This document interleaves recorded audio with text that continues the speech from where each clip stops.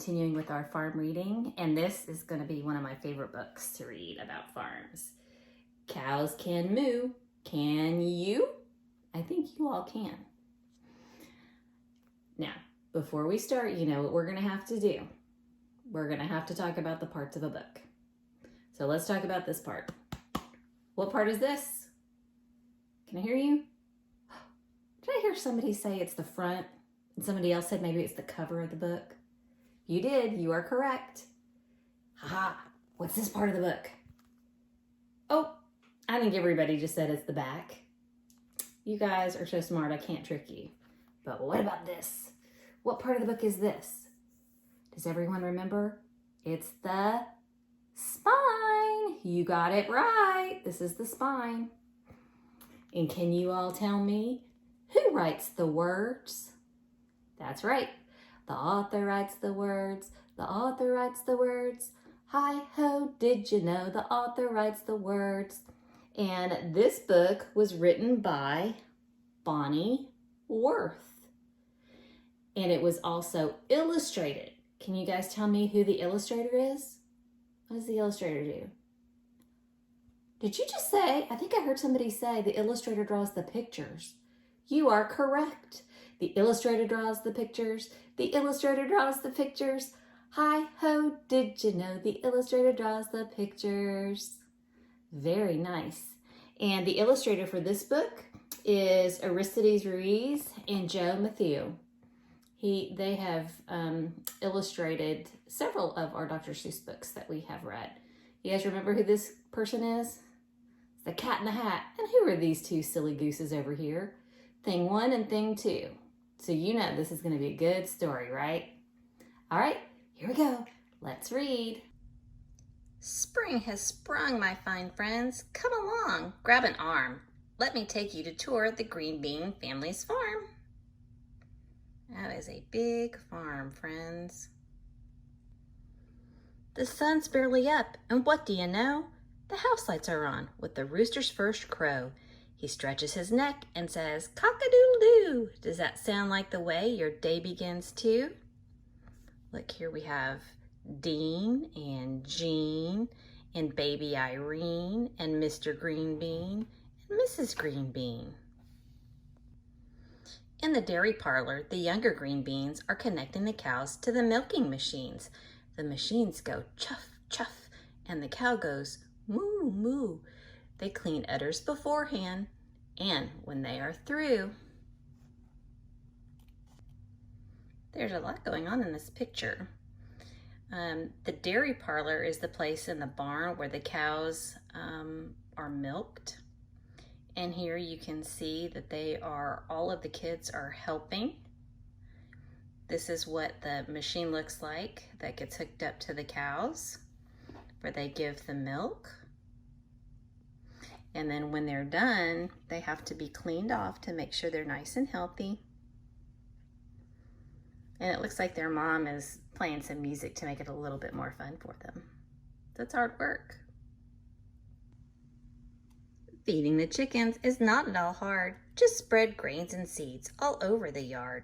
Nothing moves like a chicken or talks like one talks. Its claws go scritch, scritch. Its beak, pock, pock, pocks.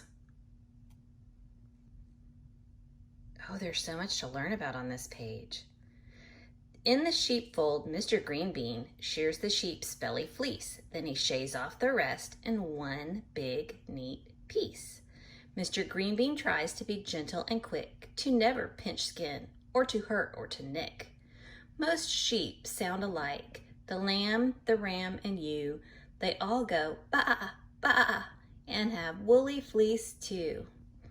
Now look, this is how you catch one of the sheep, and then you're gonna take it in and you're gonna take it to Mr. Green Bean, and Mr. Green Bean is shearing the sheep. He's got a razor. I bet some of the boys have used razors like that to cut their hair. And then over here, you can see that that's a sheared sheep. It's kind of like a naked sheep, and he's being released back into the pen. This is a ewe, which is the mommy sheep, or the female sheep, the girl sheep. And this with the horns is a boy sheep, and boy sheeps are called rams. So that's part of how you shear sheep. Now, what do you do with all of that wool after it's been shorn off the sheep? This is what you do. Mrs. Greenbean places the wool on a table and pulls out the tags as much as she's able. The tags are the wool from the belly and back that are too dirty to use, so they're tossed in a sack. Just picking out all of these little tags and putting them in here because I can't use them. Next, she washes and dries it. There she is, washing it up.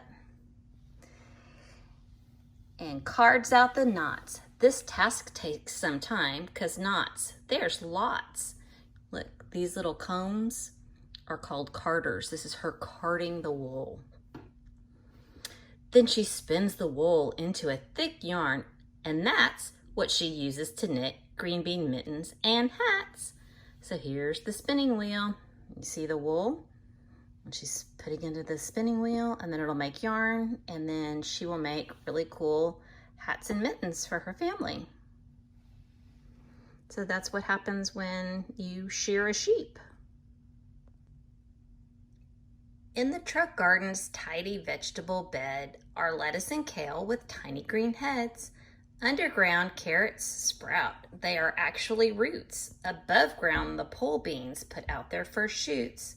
So look here, we have lettuce, and that grows above ground, but then we have carrots here underneath the ground. We eat the orange part.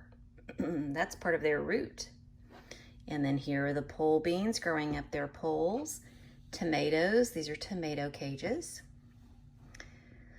Dean's hoe digs for weeds, and it scratches. The scarecrow is dressed in an outfit that matches. Oh, look at that. That scarecrow is definitely matching. How cute is that? Well, look at that. Here come the big farm machines. With tractor and tiller, Mr. Greenbean needs to ready the soil for planting seeds. Then Greenbean hitches the manure spreader to fertilize the soil, make it richer and better. So here's the tractor, and there's the tiller. It's making nice long rows, digging up all the dirt to get it ready to be planted. This is the manure spreader, and manure is really stinky. Can you see, look, they're P.U. Uh-oh, this looks like it could be a problem here. Suddenly there comes a loud banging crunch. A bent tractor axle would be my best hunch. But Mr. Greenbean, being smarter than smart, calls the tractor shop to get a new part. With axle in place, all shiny and new, there's one more thing Mr. Greenbean must do. He'll hook up the planter because, as he'll show, it will spit out the seeds in a nice even row. There goes the planter. Spit, spit, spit, spit. It does the job quick and is neat about it.